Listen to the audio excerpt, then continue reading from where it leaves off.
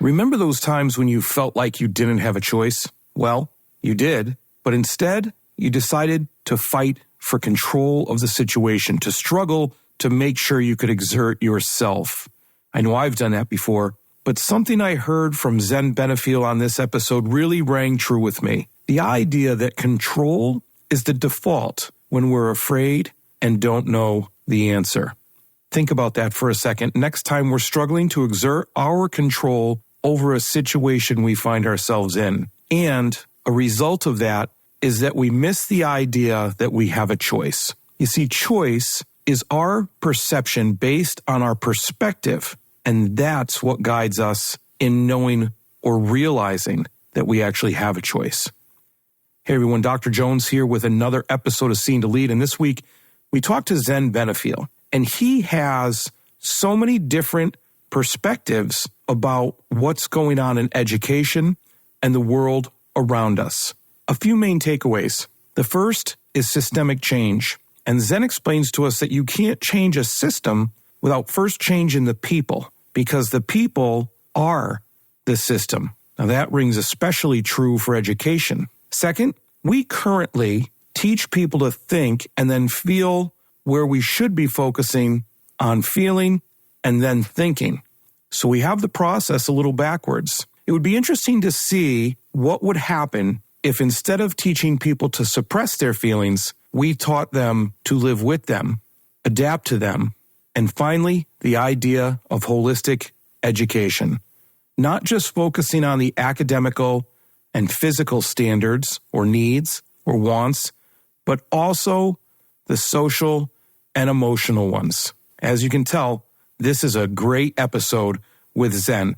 Remember, if you like what you heard, share it, subscribe, rate, but especially leave a review. The show benefits greatly from it, and that way other people can hear it just like you. Now, let's get to getting better with Zen Benefiel on Seeing to Lead. Nobody else makes you do anything. It's your choice. Nobody can make you feel happy, sad, whatever. No, you choose to. Buck up, be responsible for your own perspective and perception that comes from it. Right? We talk about perception being reality. No, it's not. It's determined by your perspective. And if you're able to take multiple perspectives of the same thing, it gives you a broader area to have perception of.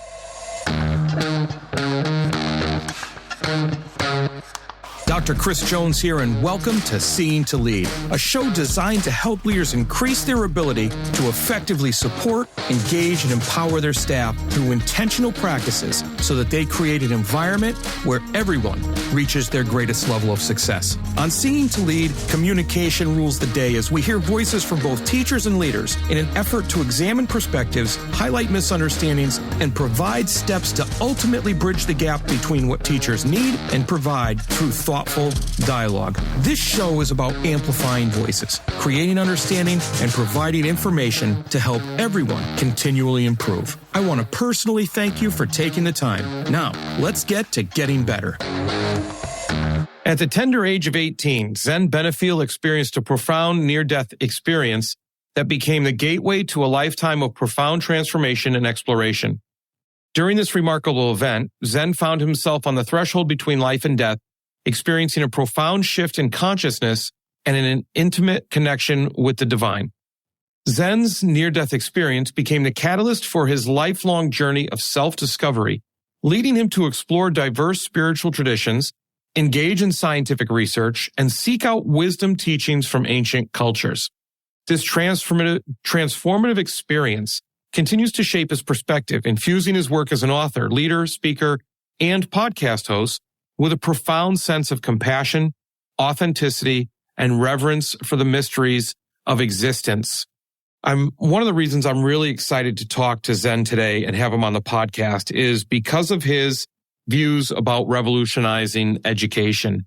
And in our talk before I hit record, it's just become so much clearer that with his exploration of all the different teachings, ancient culture, scientific research, he is going to have a ton to offer the listeners to this podcast today. So Zen, thank you for coming on and welcome to the show.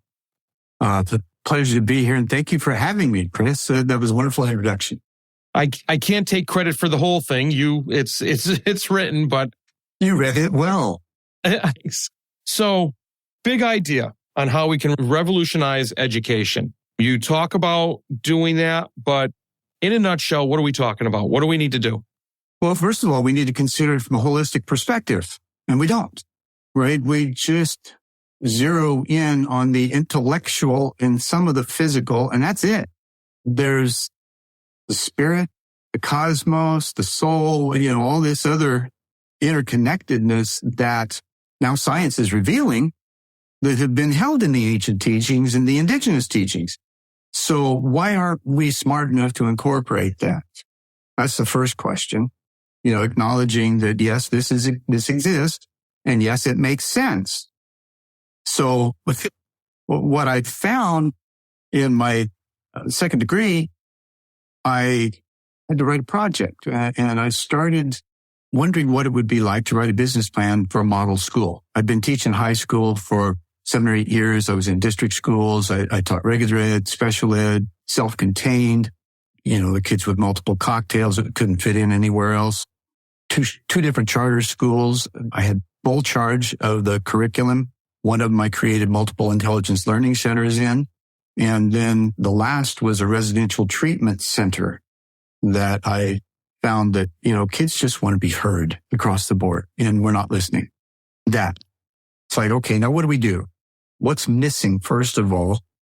And it's that self-examination and connection to everything that's missing.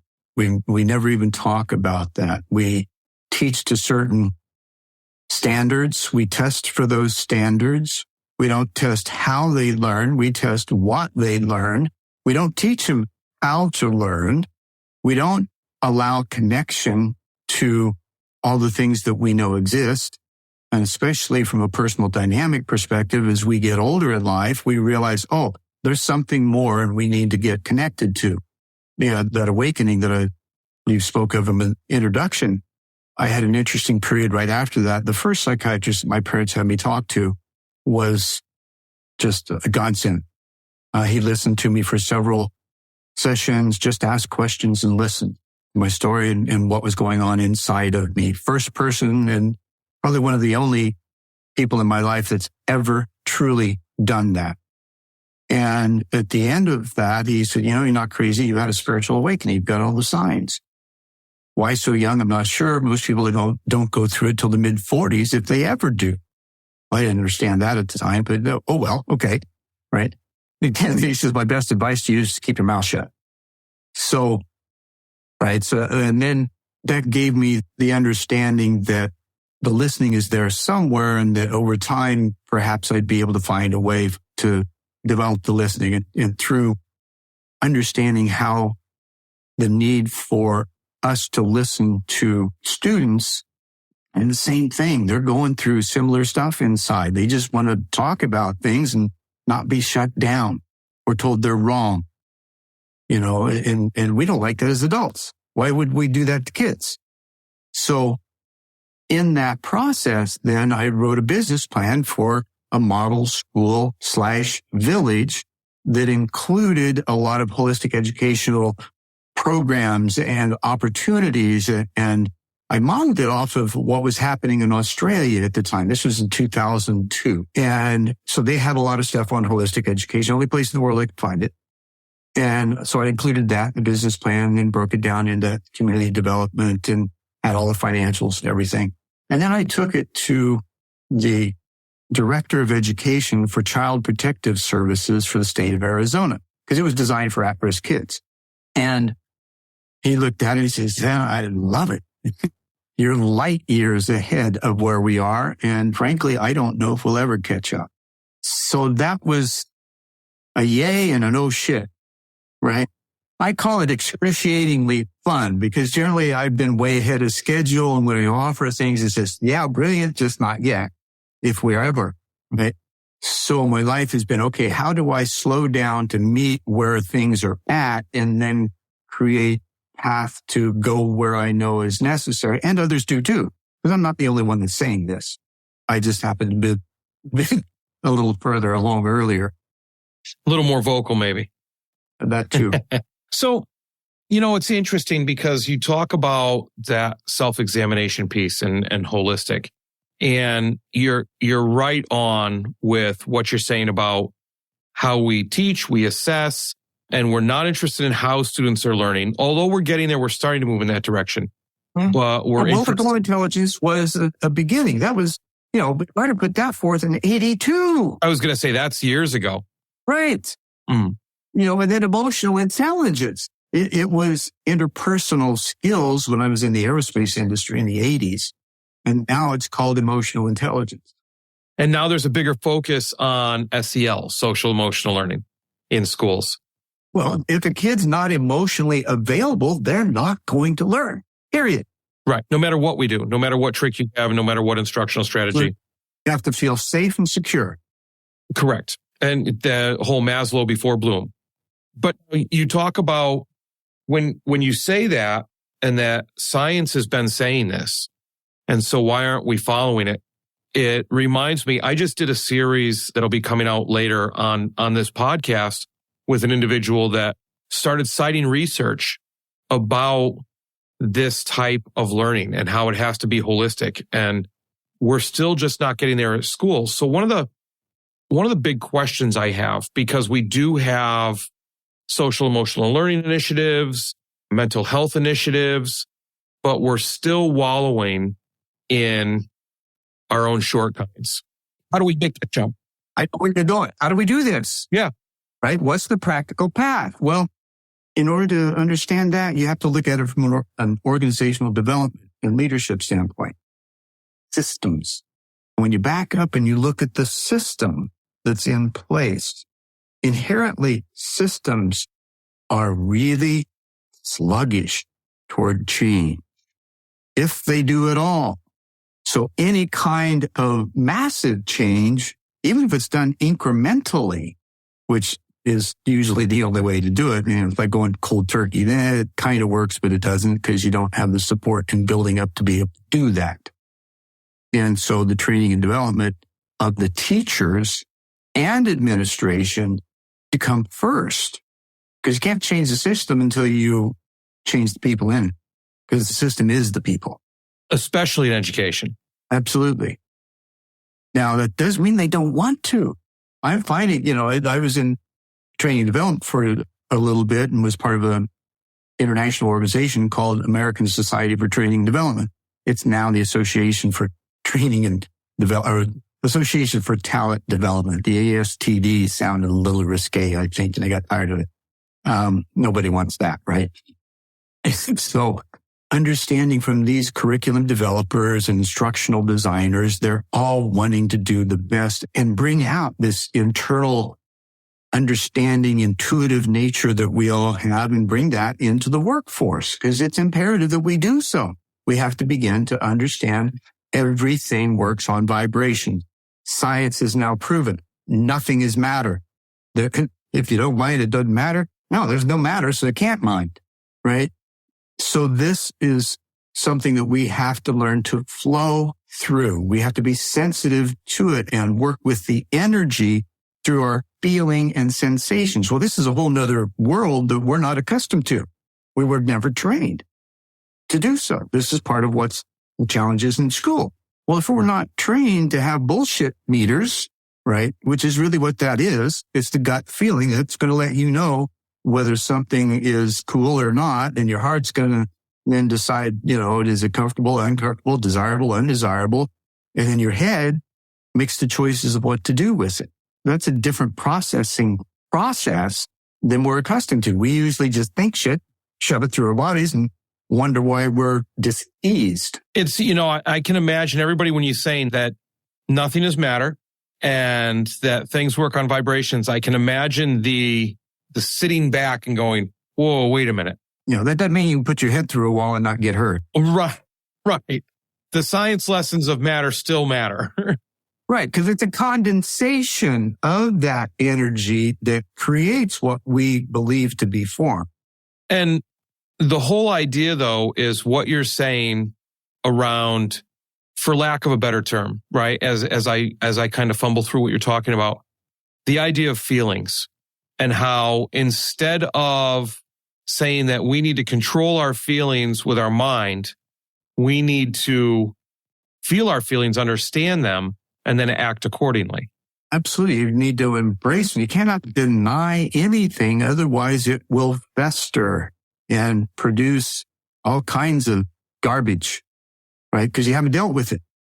And you know as well as I do, when you run into somebody that hadn't dealt with their stuff, right, almost impossible to have a deep conversation with, let alone have a lasting relationship or even a working relationship with. Because they try to control everything around them, including you. Right. And then, yeah. And, we have all kinds of discussions about control, but that's the default when we're afraid. We don't know. That's a statement, and I'm sure we're going to hear a couple of these from you. That's a statement that somehow I know, but I've never put it to words like that. Years of practice, my brother. The search for control is out of fear. Right. How do I distill this and make it simple?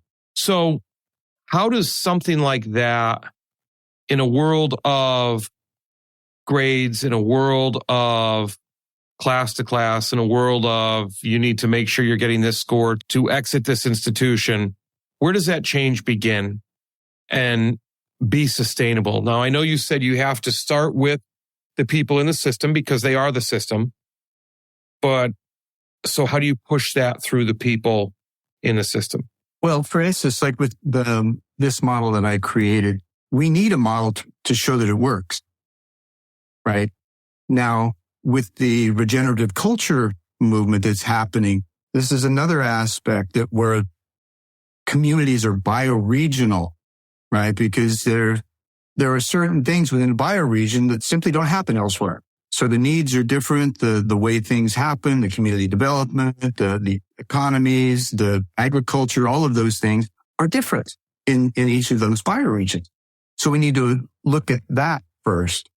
Then with the development of a model school/village that examples that bioregion, then not only does it give the example of the model and the statistical relationships that are going to need to be in place so that we can show by the data that it actually not just works, it catapults the ability of the community to be able to take care of itself and be sustainable. It just, and the sense of it's already there. It's just like, yeah, that makes sense. Now, in doing so, then each one of the higher education institutions could have an affiliate site, if you will, that is associated with that so that learning from the model is directly applied into the curriculum that's being developed and then distributed through the existing systems. So it's kind of a reverse engineer, show how it works and, back it out, which is, kind of what they've been doing with alien technology for years. So, yeah, we're going to leave that for a second. I didn't drop that in there for... That's all right. So you talk about school/village, and you said that a couple of times for this model. And in a simple way, my brain automatically goes to, and thank you, modern marketing, but my brain automatically goes to, it takes a village. Thank you, Hillary Clinton. And without being crass, was she right? Okay. We're not, how do we live? We live together. What do we rely on? Each other. Well, how do we build those relationships? Through education, right? Through understanding how to begin with. So we don't have the socialization. We don't have the spiritual development. We don't have the cognitive inquiry into patterns and chaos. We don't have the willingness to set up the inner exploratory opportunities that often are rare and yet are highly impactful for those who've had them, not just in their own lives, but in the lives of others. So we have all this evidence to look at and go, gosh, how do we connect these dots? right? Which is the question you asked. And I think what I offered may be at least leaning towards a good way of doing so. So school/village, aren't we talking about the systems we almost have in place already with schools in the community? I mean, we have moved away from neighborhood schools, which there's an argument that we should have never moved away from neighborhood schools. But you have a high school that serves a town.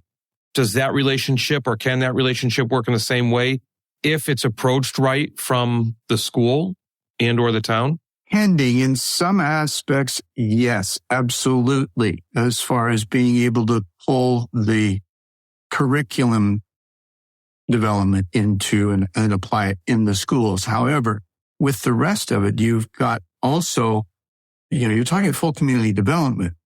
So there are other systems that support the community that need to be understood too. Food production, waste management, right? All those kinds of things so that we understand how the community works. Well, if we don't, and how can you live in a community if you really don't understand how it works? You isolate yourself and you become very dependent instead of interdependent. I see a lot of people that live in a community with no idea how it works. Hence my statement. I see it too. When COVID happened here, my wife and I didn't buy into it at all. We behaved normally. We didn't change our behaviors at all. And not only did we have an enjoyable time and everybody else was miserable, our businesses increased as well. You attribute that to not being distracted. The world was distracted for a moment with the obsession with self-hygiene and sequestration because of something. But that was pushed through a system and adhered to vehemently in some places, and yet proved to be invalid in the end. So focus, that's a big one. And what we focus on, right? So you could even make the argument that the focus, where you say it was distraction, the focus on that self-hygiene. One of the things we see with a lot of changes happened during COVID, during that time period, whether it was a distraction, whatever it was. But the world stopped for a little while, for most people, not for everybody. And then you have a lot of people not returning to work. And not necessarily because they're not worried about going to work, but because they found that work they were doing was unfulfilling and does not match now what they discovered about themselves during this, I don't know if you want to call it sequester time, but self-examination moments, if you self-examination moment. That's why you're here, to offer better terms and help me clumsy my way through this. So we have this happen, and without saying COVID good, COVID bad, self-examination is good, obviously. But is there a way to bring that about again, where people on a regular basis practice self-examination on a large scale? I believe so, yes. However, we have to learn how to do that, and the willingness to do it, feeling psychologically safe and intellectually humble in environments so that we can do that. This is one of the things I noticed Tucker Carlson, when he talks just openly and not necessarily in his interviews, he is one of the most openly self-examining people I've ever seen. And I think that's brilliant, because when you're doing that, you're constantly checking yourself and wondering, is this I don't know. This is how I feel. This is what I think. And I'm not locked into that. Just in this moment, this is where I'm at. And so it gives us the tremendous flexibility to move. And we're talking about my latest book, The Unconventional Conventionalist, the coagulating possibilities from chaos. Well, in that cognitive upswing, if you will, we're further able to recognize patterns that we thought were chaos prior, because we weren't looking at them in the way that they needed to be looked at. And by that, I mean, we look at things linearly. Life is not linear. We want to push it into a linear, framework. It's not, never has been. There is not only non-linearity, there's also non-locality at some times, right? And these are concepts that are just like so mind-boggling previously, because our science and our math and our rigid education was so skewed toward, especially in America, putting out factory workers.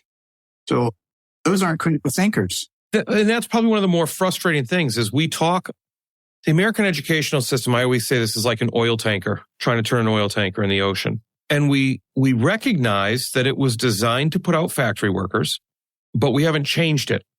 And we recognize that's wrong and does not serve us well in the current state of the world and where these students are headed. But we touch on it. We piecemeal it, the idea of critical thinking and so forth, but we don't really push it. Supporting your teachers and students seems to be a struggle. They just don't seem to be engaged. You wish they would take more responsibility for their learning and culture of the building, but they just don't seem to be empowered enough to do it. So, my question is, have you checked out the book Seeing to Lead yet? It's all about creating a true educational experience where learning, growth, leadership, and community take center stage. Full of strategies and resources, Seeing to Lead is about attaining that goal by employing a model that supports, engages, and empowers all individuals to become leaders themselves. Pick up a copy today at seeingtolead.com. That's seeingtolead.com. Remember, you don't become a leader and then decide you need to support and recognize others more than yourself. It is the moment you realize it's about supporting and recognizing others that you become a leader. Seeingtolead.com. Well, critical thinking, I totally agree. You know, and I've got a bumper sticker that says critical thinking, our nation's other national deficit.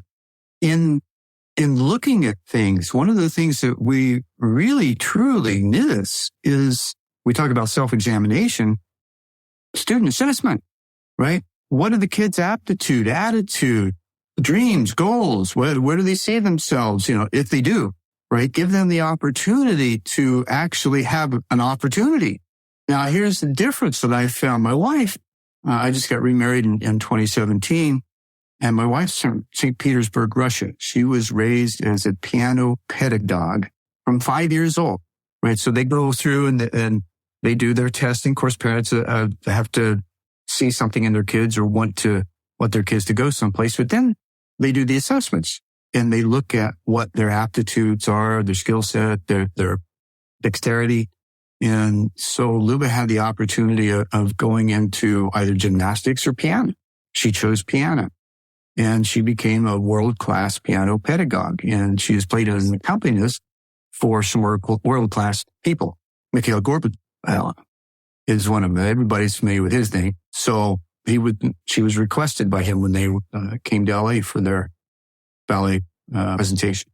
So now she's just, she teaches, she's got a studio, love for music. So in that process, so my point is, this is a far better introduction in the education system than we have. We don't assess the kids at all, other than they're of age. And sometimes even we bend that rule, depending. So in understanding the sensitivity, I mean, these are our future leaders. This is our future. Why are we not giving it better attention? In that, in those, like you framed it earlier, where we focus our attention, intention, and interaction will happen because that's what we're focused on. As long as we don't get distracted or, bamboozled in the process, discipline gets us through that. And we can create the ability that we have as co-creators is just phenomenal when we put our entire being into it. We got to first understand what our entire being is. It's not just our intellect. And that's the only thing that's driven the bus for a long, long time. I'm so glad you said that about the co-creators and discipline and focus. And first, we have to understand where our aptitudes are. We have to be able to look at ourselves and make use of where it's best that we focus, and then discipline ourselves to keep that focus. And then we really, when I talk to my community each week, I put a video out each week to my community and talk to them about different aspects of character and things like that. And when we talk about things, and I talk about this a lot, is that we create our own level of success through various actions because we determine what success is for ourselves, not by somebody else's metric, but by ourselves. And by the only thing that determines our success, one simple thing, you know what that is? I could probably guess at a lot of different things, but go ahead, let me know. Choice. Everything's a choice. You betcha. Nobody else makes you do anything. It's your choice. Nobody can make you feel happy, sad, whatever. No, you choose to. Buck up, be responsible for your own perspective and perception that comes from it. Right? We talk about perception being reality. No, it's not. It's determined by your perspective. And if you're able to take multiple perspectives of the same thing, it gives you a broader area to have perception of. I'm having such a good time talking to you just because of the words you're bringing up. There are things I talk about all the time that I clearly don't have as deep an understanding of them as you do. But all of those pieces, the perception, the perspective, and I often talk about how we let things into our lives that keep us back and that hold us back. And we make the choice to do that. But in an effort to explain things are a choice, they're based on our perception and perspective and the actions that we decide to take, I can't help but wonder or think about the idea of how many people don't examine themselves enough to realize this. Well, there's two operational streams here, and they work in tandem. One's unconscious, one's conscious. Now, the unconscious side, Bruce Lipton talks about this, or the old biological, historical, cultural, Rupert Sheldrake, memes and creeds that are there from our past, embedded in our genes, embedded in our programming, this life and others.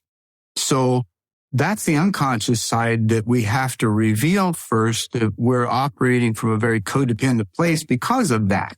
Then we'll begin to understand the nature of self-love, and others call us selfish and narcissistic and blah, blah, blah, right? Well, you can't love anything else until you fully love yourself. And that's what that's about. You set your appropriate boundaries to keep yourself healthy, clean, cool, collected, right? In a Zen place. Just to be able to acknowledge what is. Well, you can't move through, things effectively until you acknowledge what they are. That's an observational place. It's not emotional. And we operate out of emotion in an unconscious fashion. So as we become more conscious and recognize, we get 70,000 thoughts a day, they say, from the neurogeeks, right? Well, 2/3 of those are self-deprecating. What if you were able to just start examining or watching your thoughts? This is the goal of meditation, by the way, to be able to watch your thoughts and not be affected by them. So same thing occurs. You can still step back. You don't have to go into any kind of meditative pose or, shout a mantra or even internalize a mantra. All you got to do is just be still and observe. That's the beginning.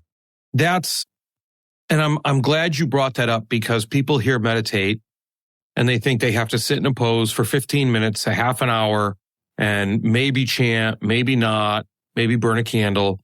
And one of the very clear things is that that's not the case. And it's just I will say it can be, right? When you're first doing it, it's like any ritual. A ritual is only designed to take you from point A to point B, to give you the instruction and the discipline to take it on. Word. Not take it on. You're not going to fight, right? Just to take it from there, right? To incorporate in your life, make it part of your being and move on. It's a start. And that I think people get too scared about jumping into the deep end of a pool before even learning how to swim. And I've seen people have success with that stillness and being still and observing their thoughts in shorter bursts of time until they can build up to larger bursts. I think, remember, again, it's not a wave a magic wand. It's all changed. No. It's nonlinear. And that's the point I was making about the idea of starting small and not necessarily needing all of that. And it's interesting because I had mentioned this before, the series I did with the individual talking about SEL and bringing in the science. He actually ran on the podcast for a couple of minutes. He just ran an exercise for people to do that. So that somebody could experience it instead of saying, oh, well, geez, and trying to set aside time and carve into their schedule. I got one. What, a routine? Very quick, very simple. Go ahead. Do it anywhere. Go ahead. Nobody will know. Put your fingertips together, deepen your breath, and feel your heart beat your fingertips. Now, by focusing on feeling your heartbeat in your fingertips, what are you doing? You're focusing inward. You're feeling yourself. You're not thinking, you're feeling. So just being able to feel your heartbeat in your fingertips, you can eventually feel your whole body pulse. Well, when you can do that, then you're open to that next level of, let's just call it mind, or the thoughtmosphere, that's ready to dump really cool information to you that you've been thinking about for some time, but too much thinking and no quiet, you can't hear it, right? So you get in your own way by constantly mulling over the thoughts, and you just, like Rilke says, you ask the question, shut up, let life offer the answer. It will. You can't answer the question with the knowledge you think you have. Otherwise, you wouldn't have a question. So this makes me think something. Oh, yeah. Look out. Oftentimes when you're stuck on a thought or stuck on an idea, or you're trying to write something, the old take a break thing, but instead of take a break, you go for a walk. And you don't go for a walk with your headphones or anything like that. You just go for a walk and be part of nature. You get outside. And that facilitates new ideas or opens up new avenues. Now, is that because you're distracted from some of the noise and forcing it? Or is it because just not focusing on the answer? I have to say yes to both. Okay. And reason being, there's still diffused focus, and yet there's the lack of focus that allows the mind to just float and be free and feed you. And it will. It does. Living example of, having questions for a while, feeling a tap on the shoulder and having a prompt or an insight or a little vision or even a few words. And it's like, and then I go follow that up, and amazing stuff has happened as a result. Well, that's a finer discipline than most people have, because I've learned how to pay attention because it works, right? The little subtle impressions, the more you pay attention to those, the greater flow you'll find, because flow shows up mostly as serendipitous, synchronistic moments. And you feel it, right? It's like getting goosebumps. Can't deny those. You don't know what causes them, but it's really cool when they happen most of the time. Sometimes it's a little eerie. Well, depends on the situation. Yeah. But it's always, this sense of awe. That something just really cool happened beyond your imagination, usually. And yet it does. If you let it. That's the ultimate. You got to let it. And we are this thing on top of our shoulders. It's funny. After I had my awakening, I was obsessed to go look up the term or the word Satan in the collegiate dictionary and in the university. So, this is the 2-volume set. Right? It's thick. Yeah. Each. And so I go down and I look it up, and the very first reference was the Greek Thetan, Thetan, meaning thinker. So I right away thought, those sly devils. Oh, Satan, you silly fool. They'd created a fictitious enemy, plugged it in, made themselves intercessors, bridged church and state, and garnered control over everyone in the process. How slick is that? Still going on today. Because people don't understand the meanings of things. Right. And so language is used to manipulate it as part of education, right? That as you learn, especially the etymology of words, the words came from, in other words, the information that you garner and the understanding and the light bulbs that go off are just incredible. Language is very important. People overlook how important language is. Absolutely. I use, like, my mother was an English lit teacher in 8th grade, and she kind of inspired me to do a lot of stuff, even though I was adopted. So it was really even more special. So she made to looking at how to write and how to bring things from, especially in an educational style, of how to deliver information so that, and of course, training talks about this as well. There's multiple levels of intelligence in the classroom. You've got to be able to touch each one of those in how you're delivering information. Otherwise, there's a gap. You're missing somebody, and then you don't want to do that in the classroom. However, that's also part of the problem today. You have an inclusive classroom where one teacher, and even two with the classroom side. I mean, I had 50 students in my class for a 50-minute period. That's 1 minute of personal attention per student. Impossible. So I was going to go a different direction. I got lost in my own mind there for a moment. That's all right. I'll come back around. I mean, I could keep talking to you, but we're about out of time.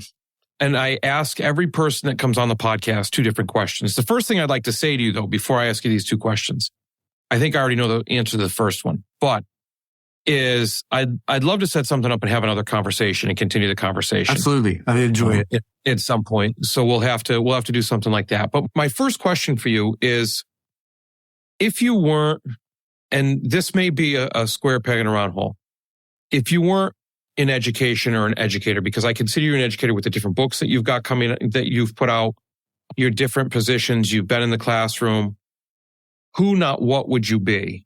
And this is the one I think I may have the answer to, but I'd love to hear your take on it. Who would I, say it again now? Who would I not want, or who would I want to be? Who, not what, would you be? Well, in this is going to sound really bizarre. Planetary administrator. All right, you gave it a run. Give me an explanation. So I don't see it as a singular. I see it as a collective. Yep. Right? With the information that I understand, the experiences I have, the training, research, all that kind of things, I believe there are others similar to that. Our planet's mismanaged, grossly mismanaged. And we need to be able to do that collectively. And we need to have those, with the skill set and the aptitude. I believe that there are those of us who have been created to do so. And it's part of the natural order that's emerging in humanity now as a result of the obsession on self-hygiene and sequestering and self-examination. Right? As you understand, especially with the Vedanic philosophy of we're all divine threads incarnate, capable of God consciousness. Well, what's that mean? We have a direct connect to a specific line of information dedicated to our specific genetic code, soul frequency, and body that we've created as a result.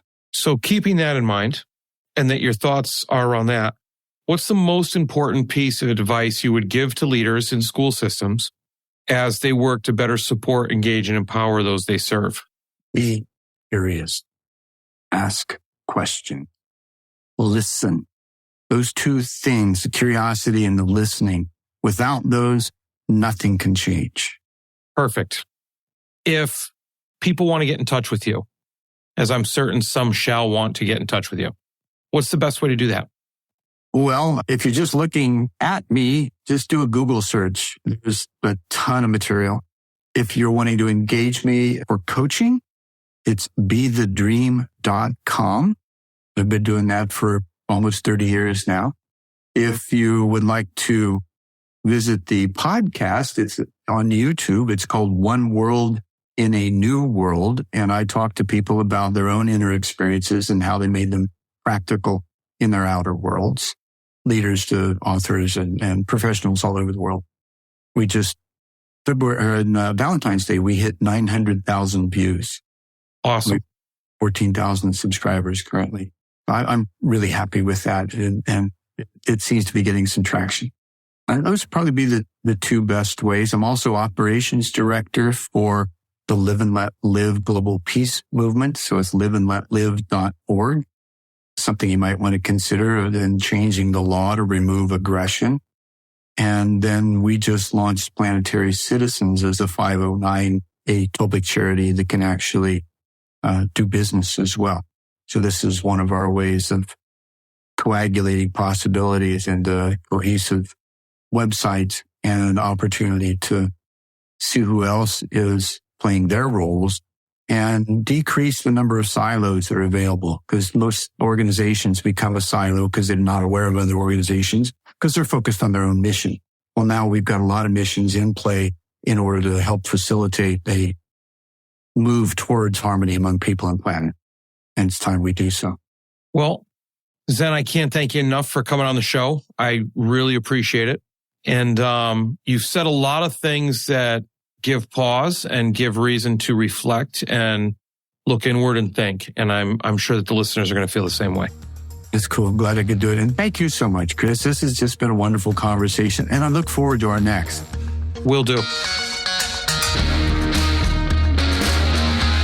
Well, that's a wrap, but not the end. Next step, be sure to take action on something you heard here today. Hey, thanks for listening to the Seen to Lead podcast. If you would like to connect for any reason, email me at drchrissj@gmail.com or catch me on Twitter at Dr. C.S. Jones.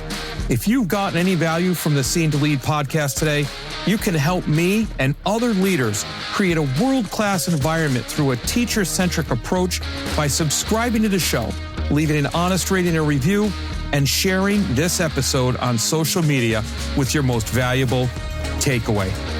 Also, one last thing. Have you had a chance to pick up my latest 5-star rated book yet? Grab your copy of Seeing to Lead anywhere you buy books or at seeingtolead.com. That's seeingtolead.com, where you can learn more and continue to improve. Now go have a successful week.